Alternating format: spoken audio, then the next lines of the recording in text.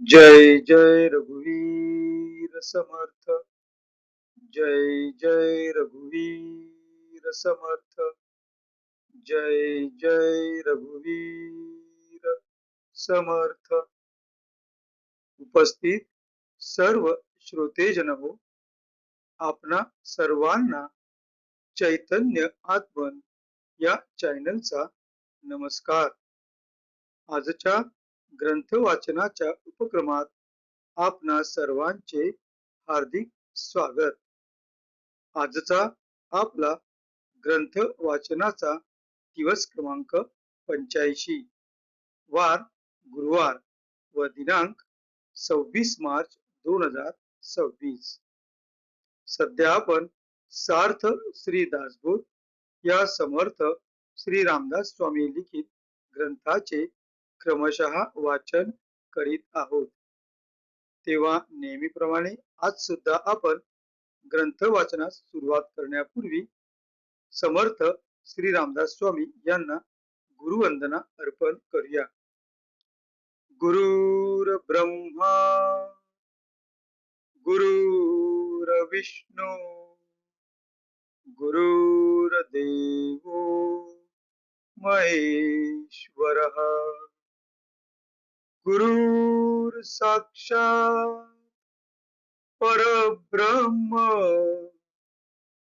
तस्मै श्री गुरवे नमः। तस्मै श्री गुरवे नमः। तस्मै श्री गुरवे नमः। जय जय रघुवीर समर्थ।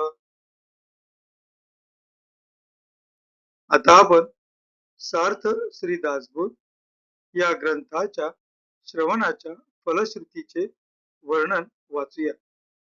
या फलश्रुतीचे वर्णन समर्थ श्री रामदास स्वामी यांनी त्यांनी स्वतः लिहिलेल्या सार्थ श्री दासबोध या ग्रंथातील पहिल्या दशकातील पहिल्या समासात केलेले आहे। या फलश्रुतीचे वर्णन आता आपण वाचूया। सर्व संशय एकदम नाहीसे होऊन क्रियेमध्ये म्हणजे आचारामध्ये ताबडतोब फरक पडतो। येथे श्रीयुत रामदास स्वामी आपणास सांगू इच्छित आहेत की जो कोणी व्यक्ती सार्थ श्री दासबोध या ग्रंथाचे नित्य नियमाने वाचन किंवा श्रवण करील त्या व्यक्तीच्या आचरणामध्ये ताबडतोब फरक पडतो। सायुज्य मुक्तीचे रहस्य कळून येऊन तिच्या प्राप्तीचा सुलभ मार्ग सापडतो। दुसऱ्या बिकट साधनांचे कारण पडत नाही। अज्ञान, दुःख व भ्रांती यांचा नाश होऊन तत्काळ ज्ञानाचा लाभ होतो, अशी या ग्रंथाची फलश्रुती आहे। योग्यांचे परमभाग्य असे वैराग्य अंगामध्ये बांधते। विवेक व चातुर्य यथायोग्य प्राप्त होते। जे कोणी संशयग्रस्त, अवगुणी व अवलक्षणी असतील ते सुलक्षणी, धूर्त, तत्ववेत्ते, चतुर व समयज्ञ असे होतील। आळशी असतील ते उद्योगी होतील। पाप्यांना पश्चाताप होऊन ते शुद्ध होतील आणि भक्ती मार्गाचे निंदक असतील तेही भक्ती मार्गाला वंदन करू लागतील। बद्धांचेच मुमुक्षु होतील व मूर्ख अति दक्ष होतील। अभक्तांना भक्ती मार्गाच्या योगाने मोक्ष मिळेल। अनेक दोषांचा नाश होऊन पतित असतील तेच पावन होतील। तात्पर्य, हा ग्रंथ नुसता ऐकल्याने प्राण्याला उत्तम गती मिळेल। देहबुद्धीमुळे येणारे अनेक प्रकारचे धोके, संशयाचे अनेक धागे दोरे, संसारातील अनेक उद्वेग हा ग्रंथ ऐकल्याने नाश पावतील। हा ग्रंथ ऐकल्याने अधोगती चुकून मनास विश्रांती व समाधान मिळेल, अशी या ग्रंथाची फलश्रुती आहे. ज्याचा भावार्थ जसा असेल तसे त्याला फळ मिळेल. जय जय रघुवीर समर्थ.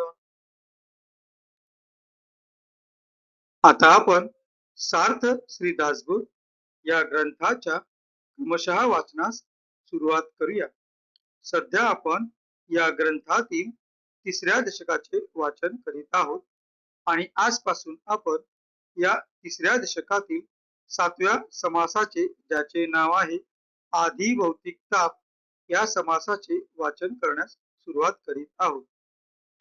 आपणा समोर जे पृष्ठ दिसत आहे त्या पृष्ठावरील श्रीराम या शब्दाने या 7व्या समासाच्या वाचनास आपण सुरुवात करीत आहोत. श्रीराम. मागा झाले निरूपण आध्यात्मिकाचे लक्षण, आता आधी भौतिक तो कोण सांगी जेल. आता या 7व्या समासाला आधार म्हणून समर्थ श्री रामदास स्वामी इथे श्लोक लिहित आहेत. तो श्लोक आता आपण वाचूया. सर्वभूतैर देहयोगात सुखम दुःखम यदाप्यते द्वितीयं तं विजानीयात् संतापं चादिभौतिकम्. आता आपण या समासाचे पुढे वाचन करूया. सर्व भूतांचेनी संयोगे सुख दुःख उपजो लागे, ताप होता मनभंगे या नाव आधी भौतिक. तरी या आधी भौतिकाचे लक्षण प्रांजळ करू निरूपण, जेने अनुभवास ए पूर्ण ओळखी तापत्रयाची. ठेचा लागती मोडती काटे, वाजती शस्त्रांचे घायटे, सल सिलका आणि सराटे या नाव आधी भौतिक. अंग्या आणि काच कुहिरी, आवचटा लागे शरीरी. गांधील येऊन दंश करी या नाव आधी भौतिक. मासी गोमासी मोहळ मासी, मुंगी तेल मुंगी डास दंशी. सोट जळू लागे यासी आधी भौतिक बोलिजे. पिसा पिसोळे चांचन, कुसेळ मुंगळे ढेकुन. विसीप भोवर गोचिड जान या नाव आधी भौतिक.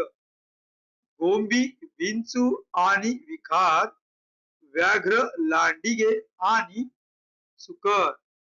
गोसायळ सामर या नाव आधी भौतिक. रानगाई रानम्हैसे, रानशकटे आणि रिसे. रानहस्ती लाव पिसे या नाव आधी भौतिक. सुसरीने ओढून नेले, का ते आवचिते बुडाले. का ते खळाळी पडिले या नाव आधी भौतिक. जय जय रघुवीर समर्थ. आज आपण या समासातील पहिल्या 10 ओव्यांचे वाचन केलेले आहे. आता त्यांचा आपण मराठीतील अर्थ पाहू. आपणासमोर जे पृष्ठ दिसत आहे त्या पृष्ठातील शेवटून 4थी ओळ 1 या अंकाने सुरू होते. तेथूनच आपण आजच्या वाचनास सुरुवात करूया. आजच्या मराठीतील अनुवादाच्या वाचनास सुरुवात करूया. मागील समासात आध्यात्मिक तापाचे लक्षण सांगितले. आता आधी भौतिक ताप कोणता ते सांगू. सगळ्या पंचभूतांच्या संयोगाने किंवा प्राणी मात्रांपासून सुख दुःख उत्पन्न होते. त्रास झाला असता मन दुखवते, त्याचे नाव आधी भौतिक. तर आता जेणेकरून तिन्ही तापांचे लक्षण पूर्णपणे अनुभवास पटेल अशा रीतीने ह्या आधी भौतिक तापाचे लक्षण स्पष्टपणे सांगू. ठेचा लागणे, काटे मोडणे, शस्त्रांचे घाव पडणे, शरीरात सडी व चोया भरणे, सराठे बोचणे, आग्या म्हणजे खाय कुजली, अंगाची आग करणारी वनस्पती, कांचकुचरी म्हणजे अंगाला खाज आणणारी शेंग एकाएकी शरीरास लागणे, कुंभार माशी चावणे, माशी, गोमाशी, मधमाशी, मुंगी, तेलमुंगी किंवा डास चावणे, सोट म्हणजे एक चावरा किडा व जळवा लागणे, पिसा, पिसाळे, चांचण म्हणजे चांचट, कुसळे म्हणजे कुसाने चावणारे मुगळे, ढेकून, इसप, भुंगा, गोचीर चावणे, गोबी म्हणजे गोंबी, विंचू, विषारी साप, वाघ, लांडगे, रानडुकरे, सुकरे, सायाळ पक्षी, सांबर चावणे, रानगाई, रानटोणगे म्हणजे गवे, रानशकटे, अस्वले, जंगली हत्ती या श्वापदांपासून होणारी पीडा, टांकिनीपासून लागणारे वेड, सुसरीने घेऊन जाणे, पाण्यात एकदम बुडणे अथवा खडकाळ खळाळणाऱ्या ओढ्याच्या पाण्यात पडणे. जय जय रघुवीर समर्थ. हा होता 6व्या समासातील पहिल्या 10 ओव्यांचा मराठीतील अर्थ.